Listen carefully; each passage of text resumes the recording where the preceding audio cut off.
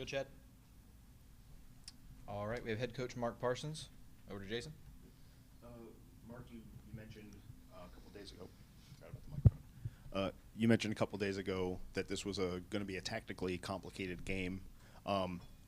Was the nature of Chicago's 2 goals, was that kind of what you were maybe a little wary of coming in and planning for this specifically for them? Yeah, my words were just tactically harder than last game.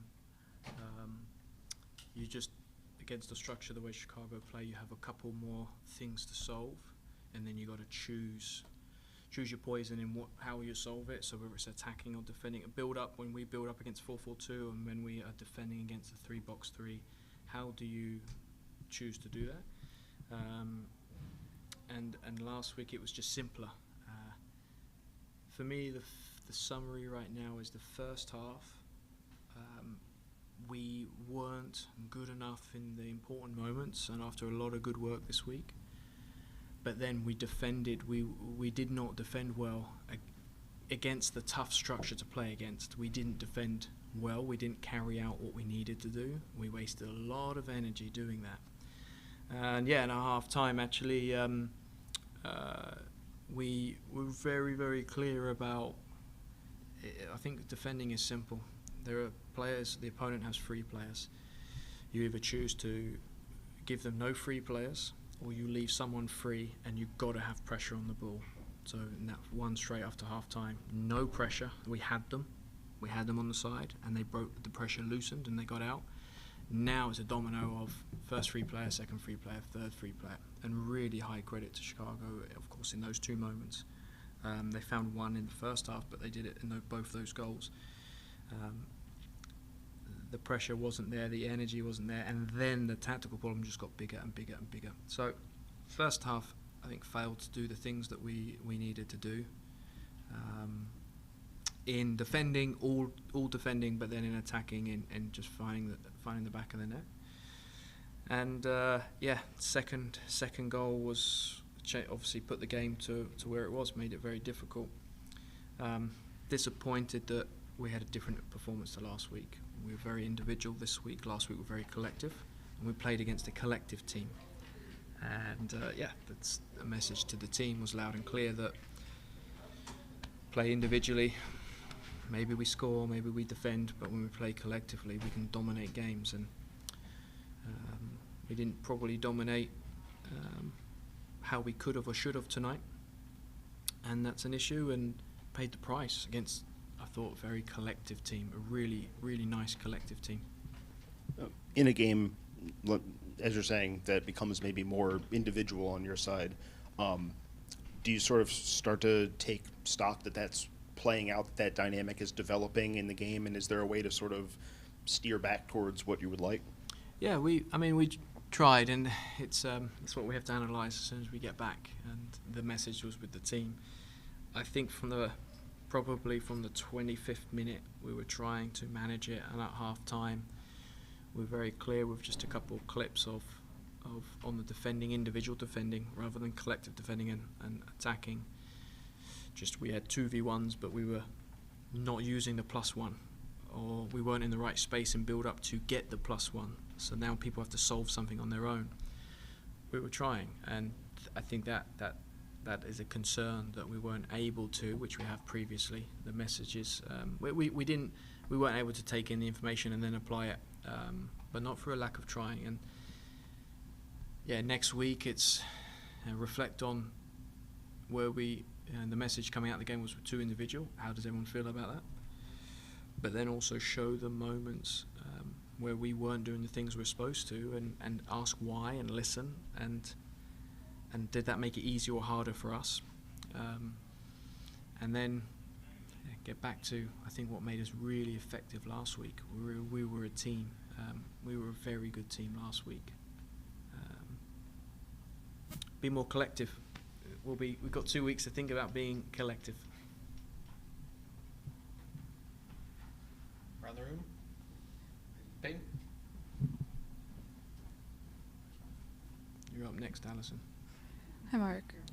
There were some moments towards the end of regulation, I really noticed it getting closer to the 80th minute, where the entire front line was a few feet off sides at most points. Was that an effort to kind of draw Chicago back, or was that just they all happened to be offside? Yeah, I think we weren't purposely standing offside, but actually Belgium women's team did that in the Euro, so it is a good idea to be direct. When we attack, we lose the ball, and the opponent is coming this way, and the opponent is moving, and we are not. It's a different problem, and we've been addressing that throughout the year. Actually, the message tonight was we can defend for 5 seconds or defend for 50. And that was Chicago. You get pressure, they're gonna kick it out, they're gonna give you the ball. If you don't, they're gonna move you around. And then same there. We showed a clip at halftime about throw-ins. We were walking to get organised for a throw-in.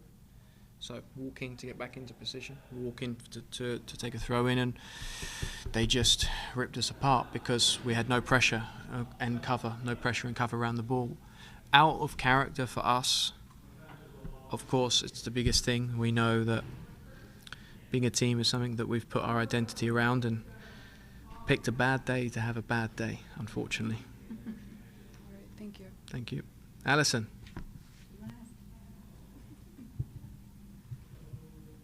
How do you help your team come together while facing challenges on the field?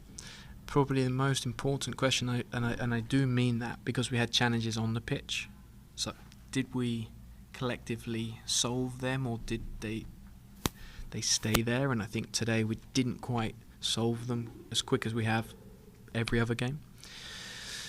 And this week we have to face this. Like, how do we solve challenges together?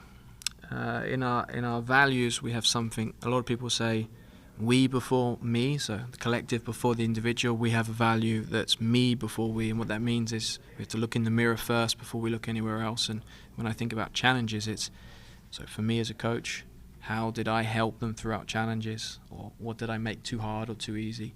But for the players and the staff, look at ourselves first.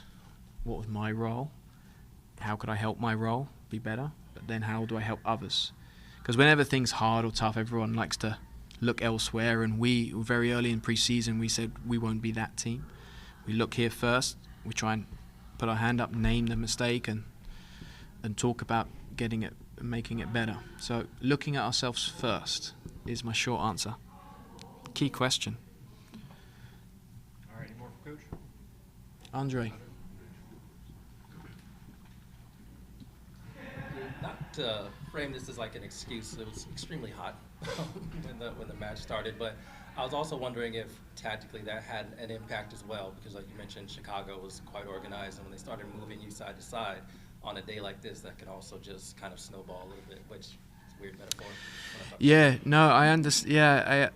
I understand. So I faced 10 years, 10 or 11 years in the league, is being in so many environments like this. Tactically, we chose to be more of a compact block against Houston because of the heat, and we knew that it was going to be hard, and we accepted, but we thought we'd defend together. 95% of my coaching career in 10 years is on the hot days. You can, if I want to get after the opponent, make it more difficult. If we are putting that pressure and we get the ball back quick, like the first 20-25 minutes, it was very, especially rest defense, we just got the ball back. In Chicago, one or two of their players were asking for a drinks break at 15 minutes, so they couldn't handle it. And then the defending just got worse, and now we're running. So if we do what we're good at more consistently, then I do think that the heat plays into our advantage, and when you don't, especially against a team like Chicago or North Carolina who are good with the ball, things can get really hard, and it got hard. Right? The first goal, very out of character, and second goal was we weren't moving, physically moving, and Chicago did a great job, and that's what, credit to them. I love they've had some tough challenges with players, but they know their first free player, and they know that, and then the opponent makes choices, and then they know how to get their next free player. They've done a great job the last few years of in this attacking shape. I was not looking forward to it when we went away to Chicago, and they actually adjusted, thankfully, and made it easier for us, and tough shape for us today. And we've got to be better when we face it. It's a couple of teams that get into this shape. Thank you, everyone. Have a good evening. We will be back with Andy Sullivan and Gabby Carl.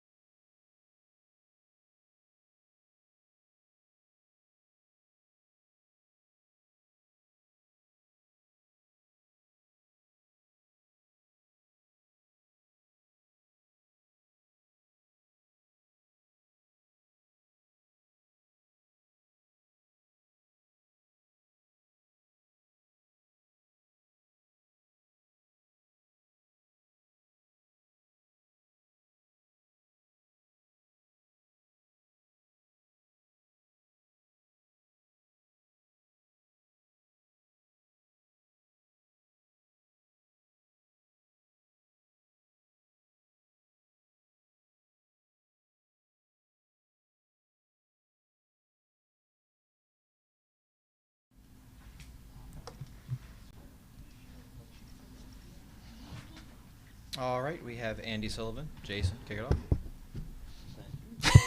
Sorry. There's a microphone in your right ear. It's just pretty funny. Yeah. It's for the recording. Sorry, thank you. Andy, Mark mentioned that he felt like the level of collective play was maybe not where you'd want. It became kind of an individual game. Kind of from your perspective, do you sort of start to feel that that's happening in the course of the game, and is there a way to sort of, or maybe is there a way that you weren't allowed to like sort of steer back into what you would like, and sort of get the game back under the control that you had planned on? Yeah, I think when you make the game more difficult for yourself, you become more tired, you run more, and then it becomes harder to communicate and fix things quickly, and then things build and they feel bigger. So it's like even one comment's not going to change it, but I think you have to fight that by doing it, even though you can't breathe or you're tired or whatever. And I agree with Mark's assessment that it got individual, and that's on everybody. It's not just, one person not doing. I mean, it can be one person not buying into the game plan, but it can be also a lot of people, and we all have to take ownership of that, and we didn't. So, Mark had also mentioned, I think, a couple days before the game, that Chicago was sort of a challenging team to play against from a tactical perspective. How do you feel? How did you see that going in terms of trying to implement your plan outside of the losing that collective edge? Did you feel like the game was going in the way that you would want outside of that, or was it one where it sort of got away and just kept getting away? I don't know if I have a full comprehension of my feelings of how it felt. I think there were moments where things went exactly how we wanted, exactly how we trained it, and instead of getting amped and like capitalizing on that momentum and passing that energy on, we just let it fizzle. So I think there were moments where it was exactly like we wanted, and then there were moments where it wasn't, and I think we let that overtake us. So I think we have to accept, like, you're not going to be perfect. The game plan's not going to be perfect. The other team will have great moments, and they'll have moments that you can capitalize on, and we have to just capitalize on our own momentum and then let go of the rest. And I think, again, we had moments where we could have done that, and we saw flashes. We had a lot of moments in front of goal that were crazy, and in both halves, and great moments in transition, great moments in organized defending, but we just let them kind of slip away. And that's, it's no team in this league is going to be enough to just kind of hope that something's going to happen. You have to really capitalize on the momentum. Around the room, Andre? Yeah, thanks for speaking with us. Just wanted to ask a bit about the way this game went. For the first 20, 25 minutes, it seemed like things were going well. You're going to get the goal. And then, as you mentioned, the game kind of changed. And I know Mark talked about halftime, showed some video, tried to do some things. So from your perspective out there on the pitch, what was the difference in the game? How did it change? Yeah, I'm not sure. I'm curious, what happened around that minute mark. Because at the beginning, it did feel good, and it was exciting. And it was we could, put one away early and then just go for another and another and another. And maybe it was the fact that we just didn't put it away and we got discouraged instead of being it's coming, it's coming, it's coming. And I think it's always important to have that mindset of next play, next play, next play. And maybe I don't know, I would have to, that'd be kind of a team discussion. Yeah, so I don't know. Sorry, that's as good as the answer you're going to get. No worries, we'll take it. I just wanted to ask about where you're at in the season right now. Mm-hmm. This could have been, huge 3 points and don't get them. So is this stuff that's in the back of your mind, or is it seriously just one game at a time? Because we hear that a lot, but is it possible to do that in a situation like this? Yeah, I think in previous seasons, I've been more aware of the math on the table and where every team is, and this season, I myself personally have been doing that less. And I think that's helpful for me, to help me have it take one game at a time, because I think that is all you can really do. I know that's a probably a saying that you guys wish you didn't hear as much, and want us to elaborate more on. But yeah, I think like I personally was aware like this could be a huge game for us in the table, and the table is super tight and it's really exciting and dramatic league, and I love that. But I think the message that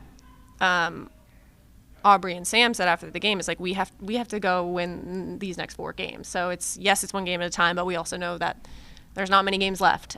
So we can't really let another opportunity slip through our fingers. Appreciate it. Thank you. Allison, any questions for Andy?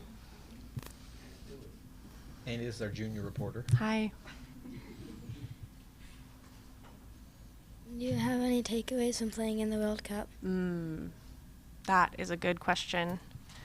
Maybe you'll have to come do a longer interview with me so we can discuss all those different takeaways. But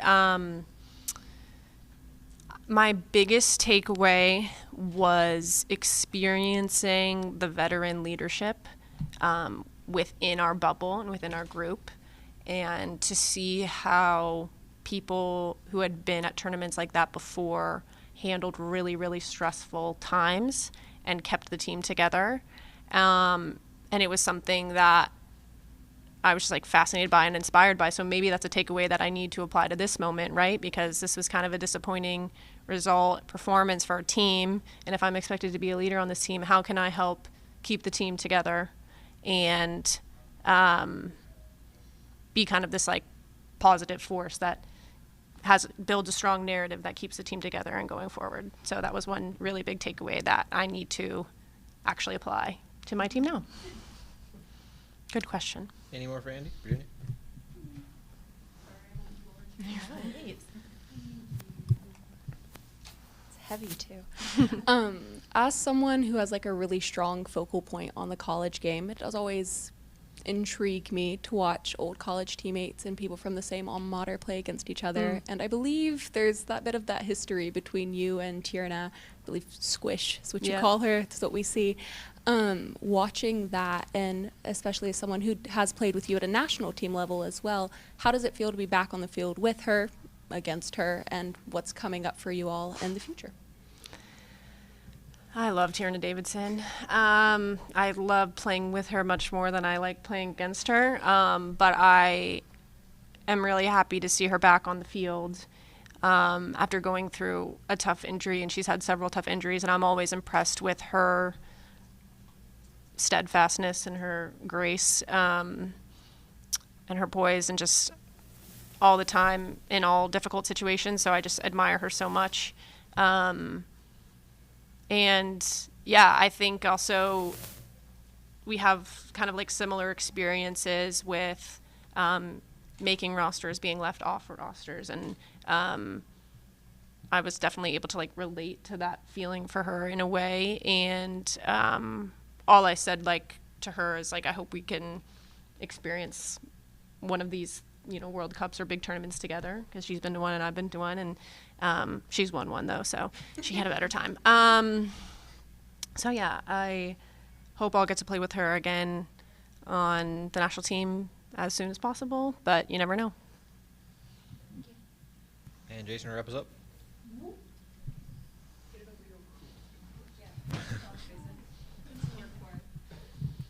Just having a hustle. Andy, I was thinking about Chicago's the context of this game with the ownership announcement. Yeah.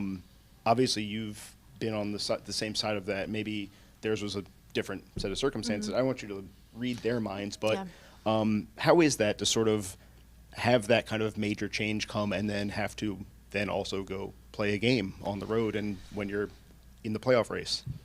Yeah. I'd be curious of their reflections on their current situation. Obviously, I'm really excited for them. I know it's been really stressful, and I can, again, really relate to that stress. And I did speak to one of their players afterwards, and it was just like they're so happy and really excited, and they have hope for the future, and that can really galvanize you. And I believe their like new owner was here today, so to get to see that is like, as sad as I am for myself and for us, like that's really big for them. And I know like when Michelle is around, and when she's not around, like the way she's investing, I always want to prove that investment right and do as well as I can for many reasons, and that is one of them. So I am happy for them in a way that they had a really big day to kind of celebrate a new future. All right. Thank you, everybody. Thank you, Andy. Thanks.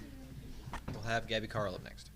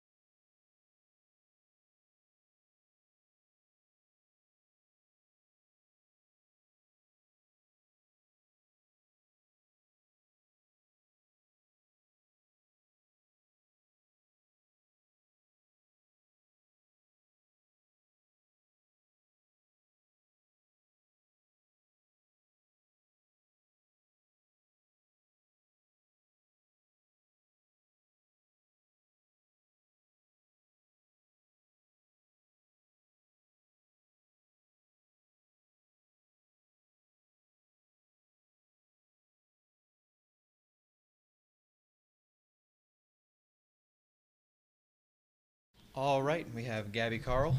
Jason.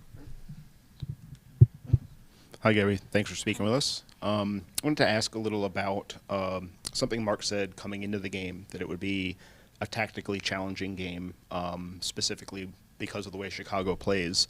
How did you see the team sort of grappling with that problem as the game wore on?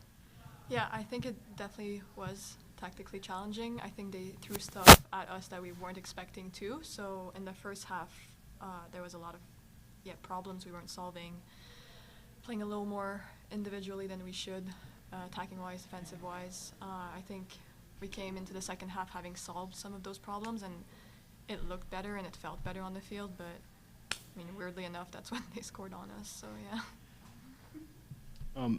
The nature of those goals, I think the first goal, as Mark was saying, that you almost, as a team, you almost had them on the touchline, and then they sort of play out and come all the way around. The second goal being kind of transition based.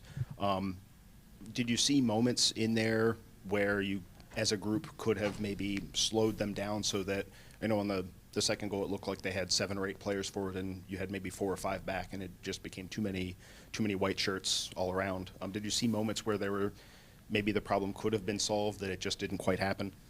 Yeah, but I think that's like all goals. You always think there's something you could have done, and looking back at both goals, there's definitely moments, me individually, collectively, where I'm like, oh, I could have done this better, or we could have done this better, and they wouldn't have scored. But that's soccer. Sometimes like you get little things wrong, and then that's when they score, and that's what happened. Yeah. Around the room. Allison?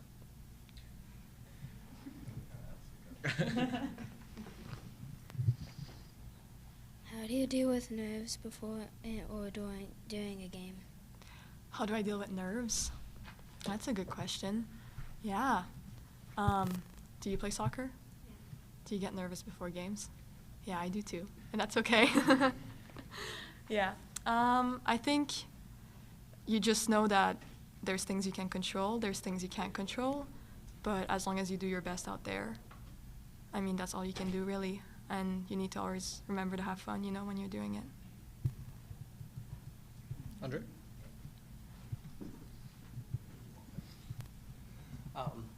Thanks for speaking with us.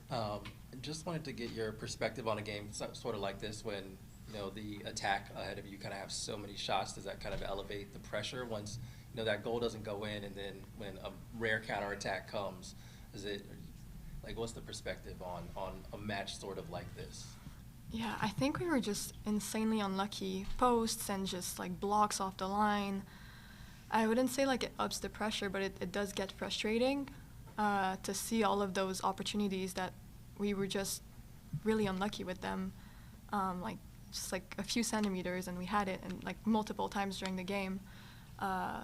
So it's, it does increase the pressure, but it's also knowing that another day this could have been a different score for sure. Yeah.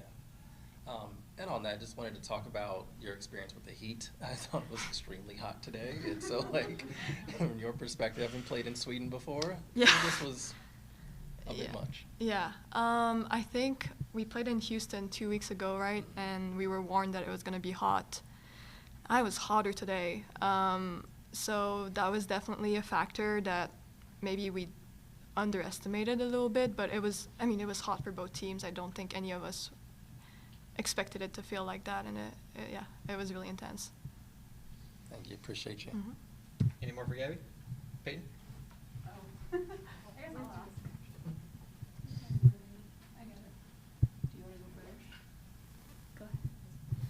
I was just wondering how you were doing after that, right, the last dying moments of the game. You kind of went down, took a tumble, and looked like you were stretching on the field. Just wanted to check in and see how you were.